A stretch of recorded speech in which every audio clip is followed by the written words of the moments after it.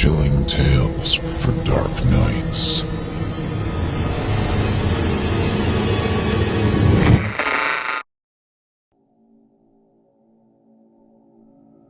The Pill Mills. Written by Scott Wilson. Chapter 2. Needless to say, I didn't really react well to the sudden upswing of death.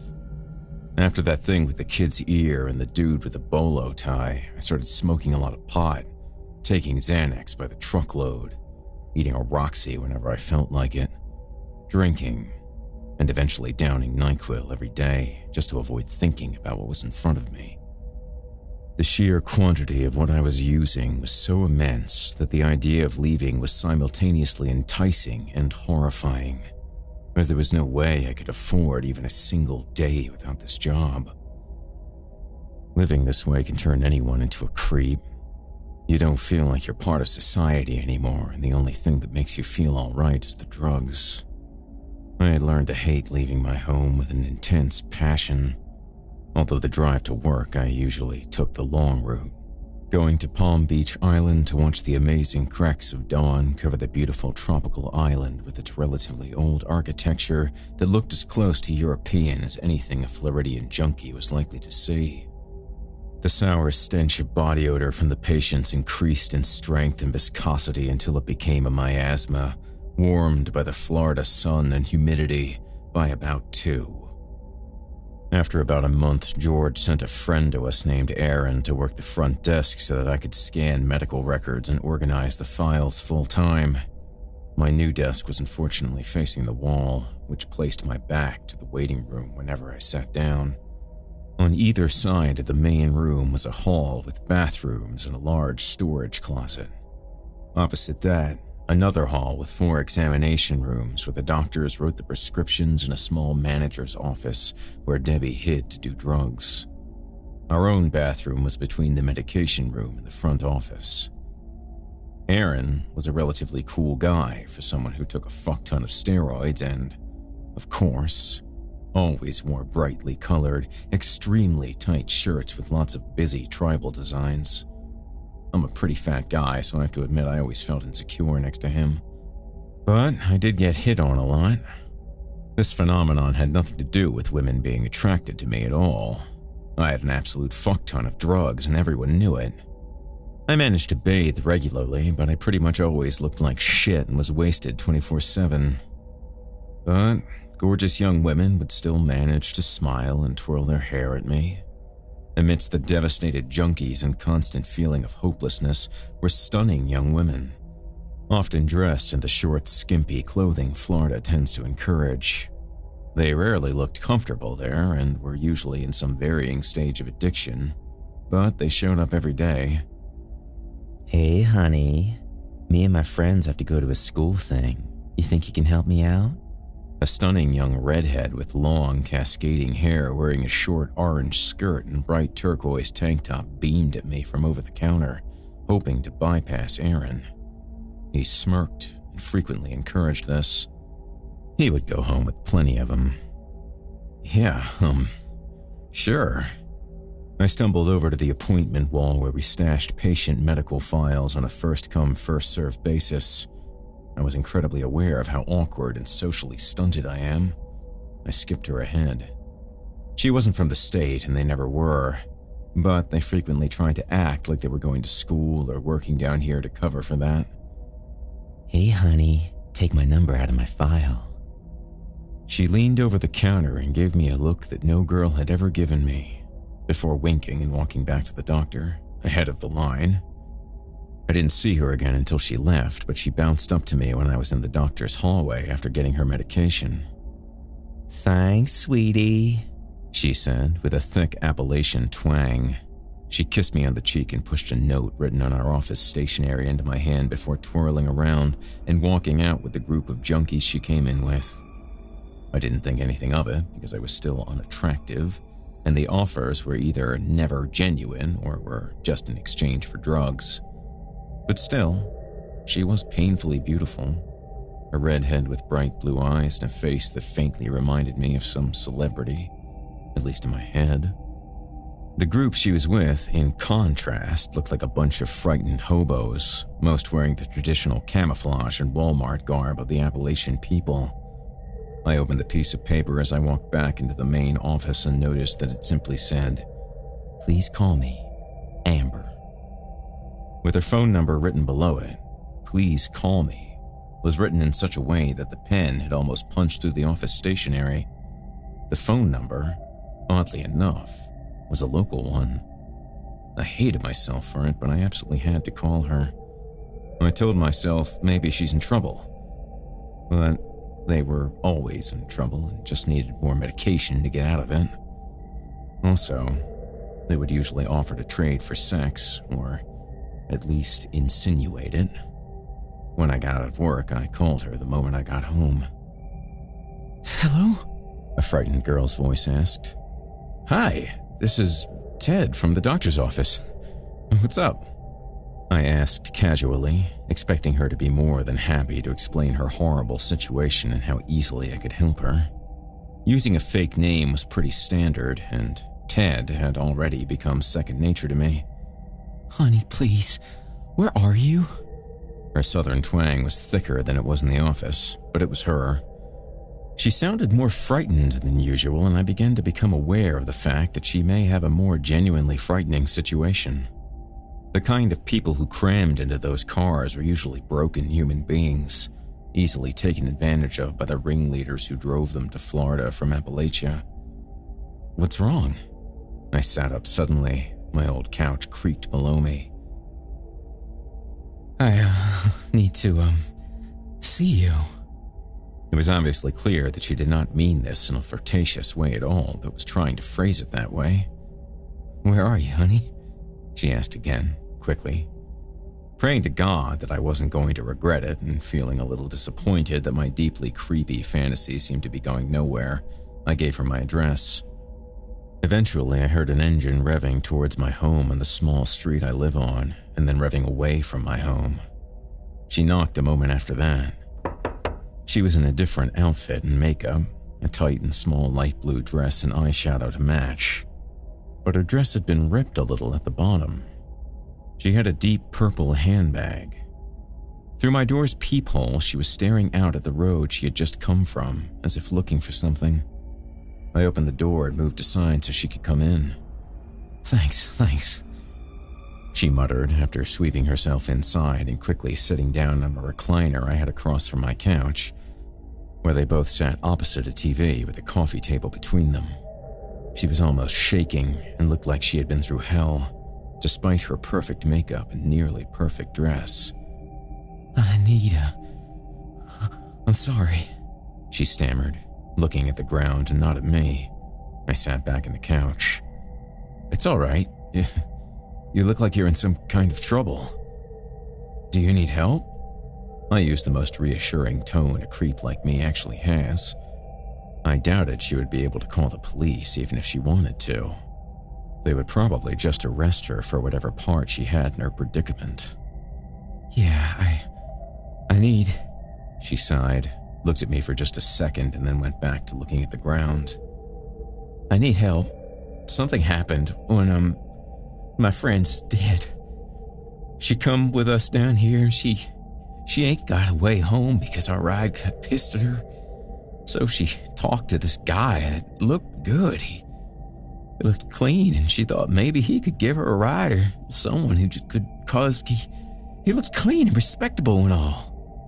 It poured out of her in a broken, stammering Appalachian drawl. She looked around the room desperately while she spoke. The moment she mentioned the guy looking clean, I thought of that dude with the bolo tie. Good holy shit. I did not need that motherfucker again. I began to wonder, just briefly, how exactly Dave knew he was coming to begin with. She gone and went with him." She breathed in with a deep shudder. Her long, thick red hair moved over her face when she looked at the ground, and she made no effort to move it. She sobbed once, and the tears began to flow like a river. "She thought he was safe because he seemed clean. She left American Injury with him the day before yesterday and took her part of her meds." She took her meds and went with him. His name's Lyle. And they left together, but she came back that night when we were in the motel. She pounding at the door, screaming at us to let her in. We thought she wanted the meds Brody took to pay for her debt and ride her, but before he even opened the door, she was gone. Her bag was dropped. It spilled everywhere, but she was just gone. Nowhere in the parking lot. Nowhere at all. I call her cell phone and I hear her screaming, but it just cut out. And she don't pick up at all now. She was shaking and her makeup was pouring down her face. So her and her friends were going doctor shopping, taking advantage of the fact that Florida did not allow anyone to record how many doctors were prescribing to a single patient. This allowed pillbillies to visit every clinic in the area on the same trip, especially American Injury Clinic, Georgia's massive flagship, and a thorn in the side of the DEA. And then someone called me from her phone and I just hear laughing and then some kind of screeching. Now we don't know where she is or who she's with. And everyone else, they just want to leave and pretend they didn't see nothing. That was actually probably the smart thing to do. The police were often just as dangerous as criminals, and I was slightly less effective at combat than a public sub. Do you think you should go to the police? I asked anyways, more to gauge the severity of her beliefs than anything. She stared at the ground, saddened. I mean, maybe. I gotta do something because they don't want to stay. They want me to stay with you at night and get more meds and leave. It suddenly sank in that all the girls flirting with me didn't really have a choice, or at least didn't perceive it that way. This would give me a chill up my spine every time a pretty girl smiled at me in the clinic from then on. More for Aaron, I guess. I have plenty of meds, that's not a problem. One way or the other, I could spare those at least. I reached the coffee table where a small plastic bag from work contained 4 large pill bottles. I began to pour a relatively generous amount of roxycodone, Xanax, Percocet, and Soma into a plastic sandwich bag. For just a second, I wondered how many plastic sandwich bags were used for drugs and whether manufacturers actually considered this during design. Probably. Her eyes lit up just briefly when she saw the amount of meds she was about to reap. I just wanted her to calm down, and they were basically free for me. I'll call my people right quick, she said, slowly. Still crying, but unable to avoid focusing on what was the bottom line for what may have been her friends or family, or maybe just some violent criminal she had to hang with. The line between the two was usually pretty thin anyways. She dialed and mumbled into the phone quickly and inaudibly. Thanks. I don't know where Stacy's going. I didn't see what kind of car that Lyle was driving. He looked so pleased with himself, too. Her accent forced himself to sound like hisself. I poured some crushed Roxy for her and she got to work, taking in 2 entire rails. That took the edge off of her, and she was still weeping. As this shit tends to do, it makes you feel more resigned than at peace. She ain't even said where he from or going. I thought to myself that it might not be impossible to look up people named Lyle at American Injury, but that might not be his real name. But she said it was cool and she would just call later, so she stormed out after her fight with Brody and told him to go fuck himself. That's why he didn't take her serious when she come back like that. She said this defensively, and I got the impression she regretted not taking her friend seriously too. From outside my door, I suddenly heard a deep, white trash voice. Samantha, it's me. Come outside. I was suddenly very aware that I didn't hear a car pull up. I wonder if they had just dropped off more people to keep her safe or to rob me. The fact that Amber was actually Samantha didn't bother me, but the fact that he used her real name sent a shock of ice up my spine. That was a bit of a faux pas around people that you didn't know in the pill mills. If it could be avoided, that is. Fake IDs were constant, and we didn't have to check particularly hard to dispense medication. Brody? She seemed stunned. She looked to me as if for advice. She hadn't called her friend more than 10 minutes earlier, or at least it seemed that way.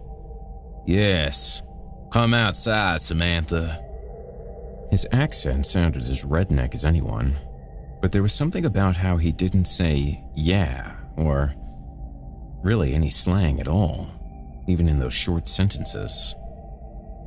"Just for a moment, Samantha." The voice didn't use a particularly reassuring tone, but it wasn't threatening either. She looked at me and got up.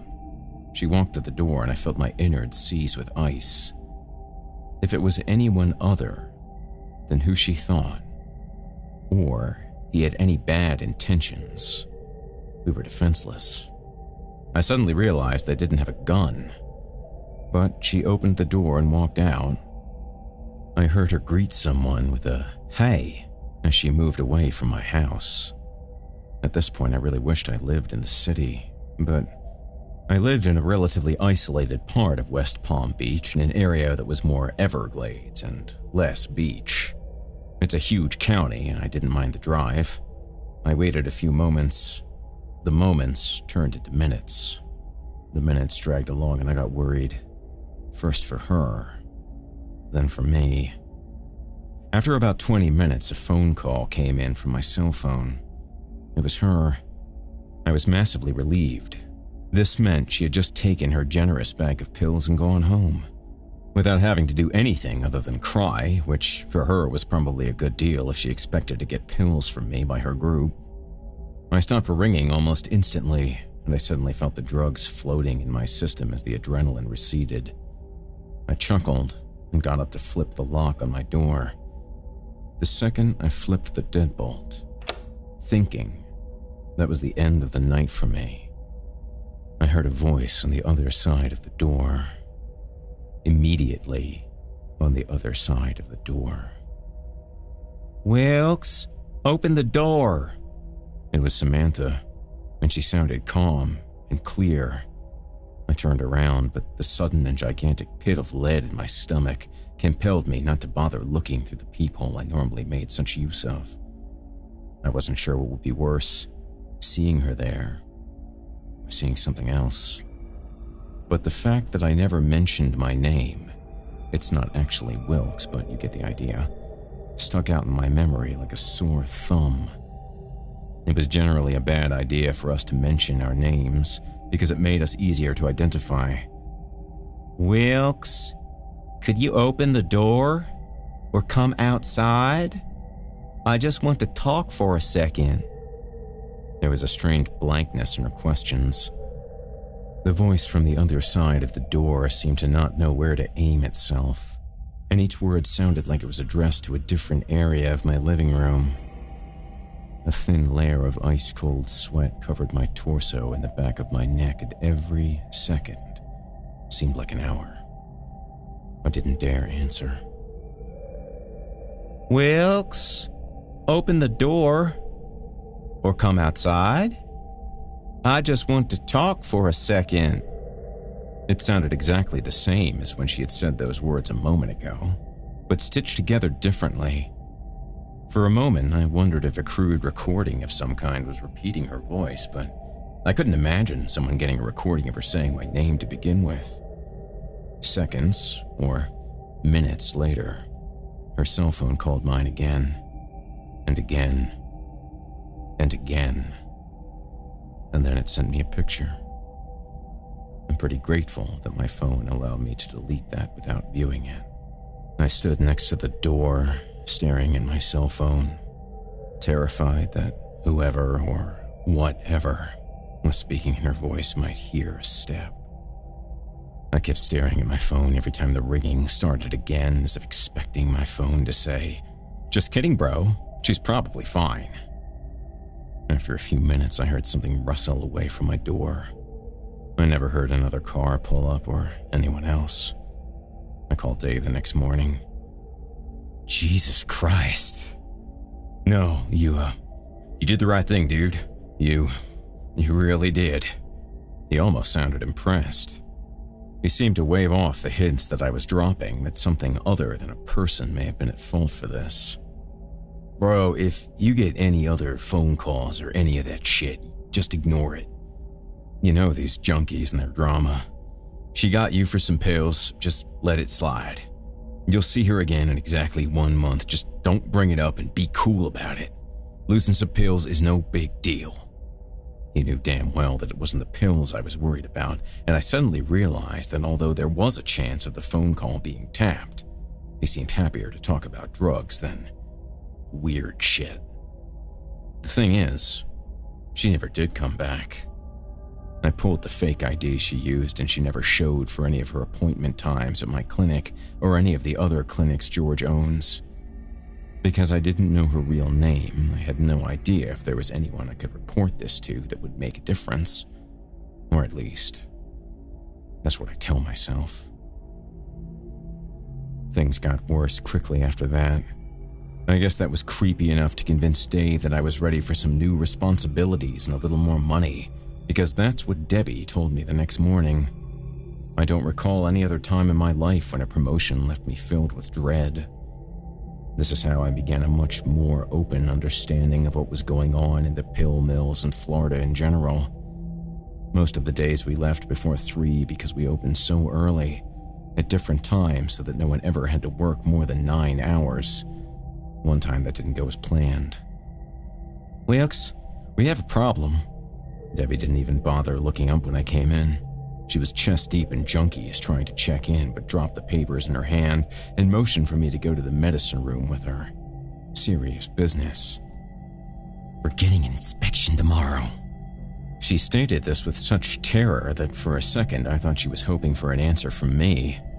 We were technically legal, but only because the authorities had no legal ability to second-guess a doctor for prescribing anything they wanted, even if it had nothing to do with their field to begin with.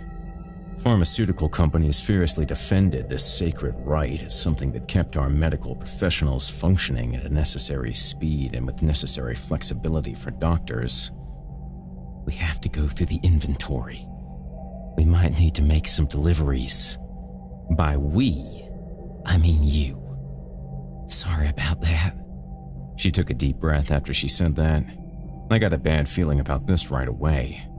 The different pill mills, all controlled by her boyfriend George, had to move fast to make sure each pill was accounted for, even if the accounting was hilariously flimsy. The process was largely written by a pharmaceutical company with no interest in the DEA's goals to begin with. Yale Pharmaceuticals, through an account representative named Rhonda, coordinated with us on exactly how to pass this. They also made sure the representatives they were required to send only came after store hours, so they wouldn't have any reason to report the army of junkies in the parking lot.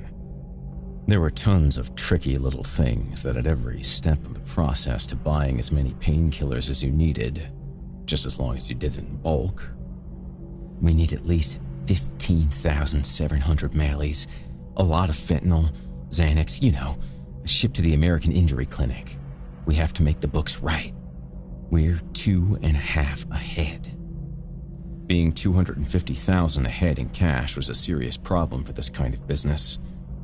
Malincroft was a particular brand of roxicodone that was well known for their easy breakdown and comfortable inhalation. It was entirely possible for pharmaceutical companies to make additives that would make injection a lot less likely. But you see how it is.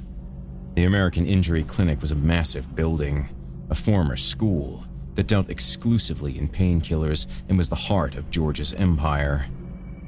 It pumped a vast river of narcotics into Ohio, East Virginia, West Virginia, Tennessee, Kentucky, Alabama, Georgia, Louisiana, Mississippi, and everywhere else that had a lot of Confederate flags and not many jobs. I'm going to need you to grab at least 2 trips. She said that as both an order and a question, wondering if I would go through with it and clearly watching my reaction.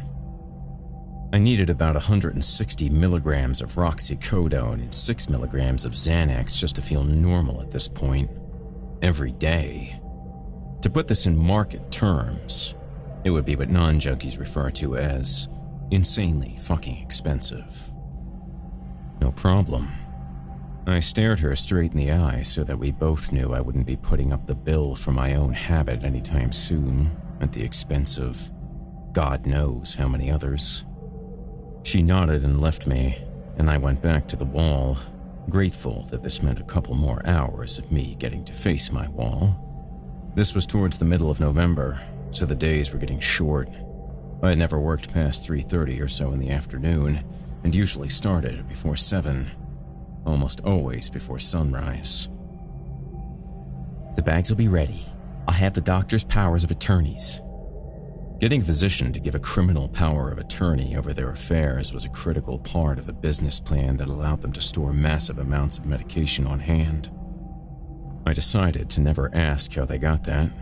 If anyone knew I was making the drive, I could be guaranteed to be robbed and killed. Also, as far as they knew, I might just try and drive off with a few million in merchandise and cash. The cash, legally speaking, did not exist, which made it a particular point of anxiety. The pills, legally speaking, had been resting in their destination the entire time, and if the authorities knew that we had to play an insane balancing game, we'd be toast. Knowing that my mother could get killed, I could get sent to prison, I could run out of drugs right away, and I'd get extra pay if I did the job, was a solid way to keep me honest, though. Alright, just let me know when I go to the clinic. You're not going to their clinic. You're doing a dead drop on the island. Drop it at the golf course in front of the schoolhouse and go. In addition to the possibility of being robbed, now the possibility that the dead drop could simply be taken by a group of teenagers existed. The island in question didn't need any introduction to anyone in South Florida. Since the Kennedys reigned, Palm Beach Island was a host to a crowd of wealthy, aging, and disconnected white people. The golf course had a small schoolhouse on it, left over from the days when Henry Flagler built the first railroad into the area. He also had a small village built for his black workers right on the island, and when he didn't need them to build a railroad anymore, he invited them to a party, and while they were gone, he had men burn their homes down and kill anyone who had a problem with it. Then, he built a tiny little schoolhouse right on the spot, while the poor black people were forcibly moved to an area called Riviera Beach in central West Palm Beach, where they were never heard from again. Suffice to say, that schoolhouse is now in what is generally considered the more expensive part of town, a wealthy enclave with nicer, older architecture. Alright, I pretended I didn't have a huge problem with this. Good luck. Her voice wavered at that. She didn't seem happy with this either, but she wouldn't turn away from the counter to tell me about it to my face, and I wasn't going to force her to. I went about my day and waited for bags of cash and drugs to be prepared by George's henchmen. Different guys this time, same amount of muscle and brightly colored affliction shirts. They didn't say a word and were gone in minutes, leaving 3 large duffel bags and 2 small duffel bags. I quietly drove around the back of the building where Debbie and I loaded the bags as quickly as possible. It was a small alley between 2 buildings, so it was relatively assured that no one could see us. Wilkes, if you see anything at all, you need to call Dave. The red-headed Hulk had appeared more than once as a representative of George, sometimes giving Debbie orders, and was usually very easy to like once you forget that he probably had hurt people for money before. Are they worried about me getting robbed? Because dead drops are generally a bad way to go with that. She smirked, so I guessed that a robbery genuinely wasn't on her mind, because otherwise she would have gotten serious. Just let him know what you see. Now she was being serious. I was suddenly deeply worried. I had already seen plenty, and this could have been a really convenient way to get rid of a no longer needed liability. But I was at the end of the long stretch without a pill, and I knew in the back of my head that I didn't really have a choice, unless I wanted to be shitting myself in a hospital bed in no time. I nodded and got in the car. She banged on the trunk when it was loaded, and I drove off. The sun was going down, turning Florida's sky into an explosion of pinks. oranges, purples, and blues that defied that imagination.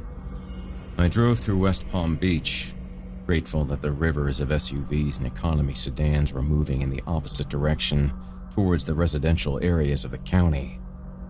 I headed down a massive bridge in between relatively large towers and a small, absurdly expensive private Christian college across the intercoastal waterway from Palm Beach Island named Palm Beach Atlantic University.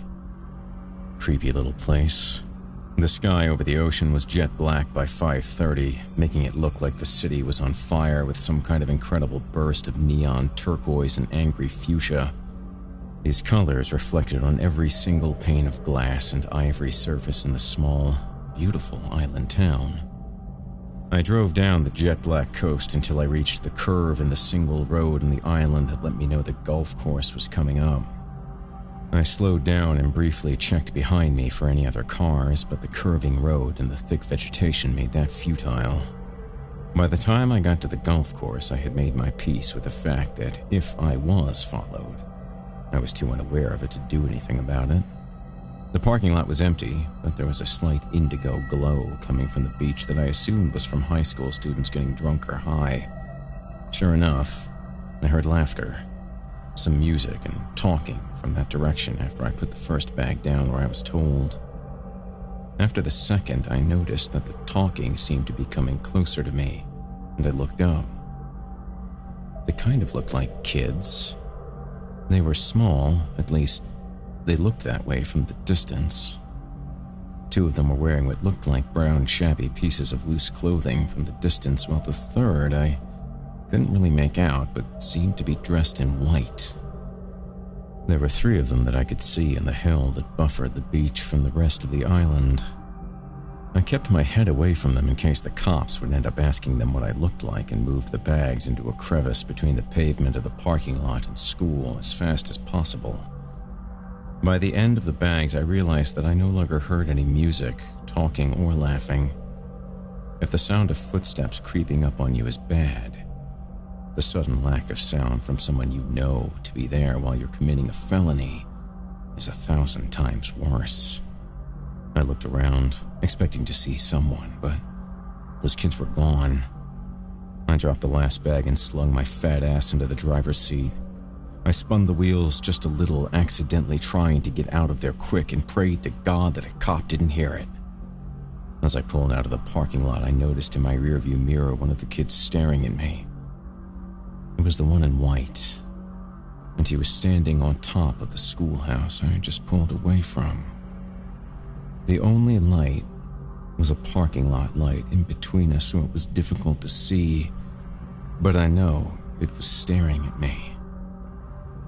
The kid was standing on one leg, his entire torso bent at the waist and his face turned up at me, just like the person in the bathroom.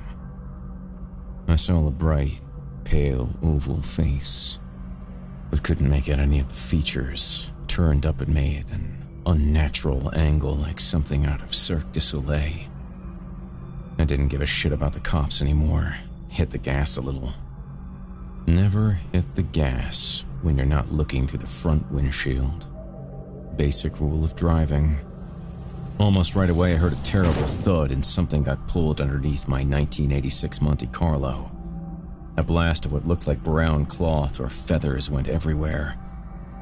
A sickening snap underneath my car let me know that I may have just crossed a serious line in life. The adrenaline was so much that I had no idea what to do.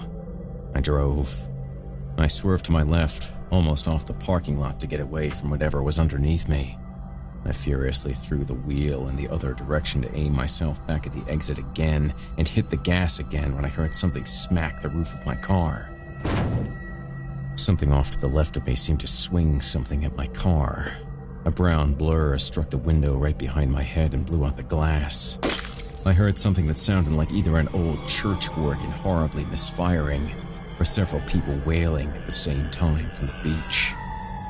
I was out of the parking lot by the time I heard it, though I had no interest in whatever was making it.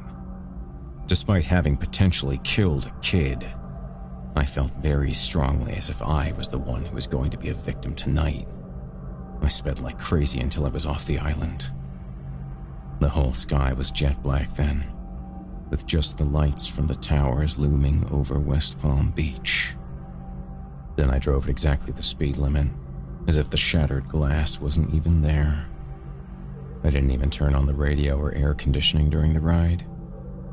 There were oily-looking feathers in my front grille when I got home. The roof had deep grooves scratched into the metal right behind where my head was.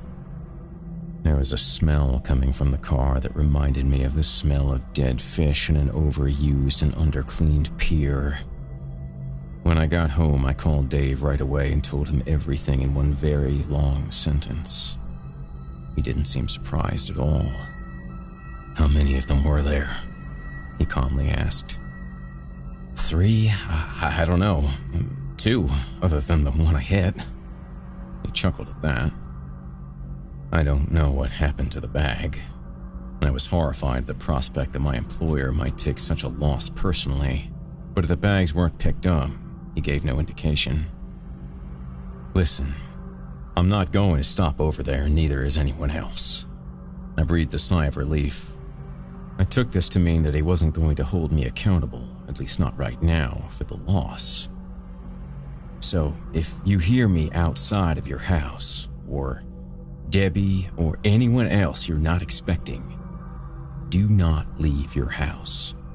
Even if you hear me telling you that it's all right and that we need your help, you do not set foot outside of your house unless we call you on your cell. Don't worry about the bags or the cops. You did good. Don't worry about coming in for a while. Just relax. How much water do you have at your place?" I checked quickly. I had 10 gallons in 2 large 5-gallon containers. "I got 10 gallons. "All right. Sit tight for a couple of days at least. Don't go out. And I'll be by on Tuesday to drop off more water and let you know what's going on. For now, you did good though. Oh, if you happen to look outside a lot, try not to do it from nighttime to the early morning. Especially not the morning." He cleared his throat loudly while I wished I could make myself believe he was talking about the cops. I wondered how much of what was happening he understood and from where. "So remember, never go out in the morning. The morning worms are for the birds." He hung up. That last statement ended up scaring the shit out of me until I had enough Xanax in me to kill a donkey. But he hung up right away after saying that, leaving me wonder whether I was in danger if I did leave the house and from what. About a minute after he hung up, I heard a scraping sound coming from my roof. Brief, but clear. 6 days later, when I was given the all clear, I found horrible smelling greasy white feathers in the gutter right over my door. After that, Dave seemed to gain some trust in me. Possibly because I was shit terrified, taking drugs to hide it and not asking questions. In retrospect, I was, for the first time in my life, what an employer would consider a model employee. I got a huge raise, a call girl sent to my place as a gift, and a ton of drugs. This soon became apparent because I was clearly the organization's go-to guy for extremely weird shit. Christmas was just around the corner, and apparently Santa decided it was time for me to pay up for years of missed coal opportunities. At that moment, though, the only thing on my mind was getting Dave to talk in person so I could learn whatever he knew about this shit. Because he seemed to know when and where these things would be, at least.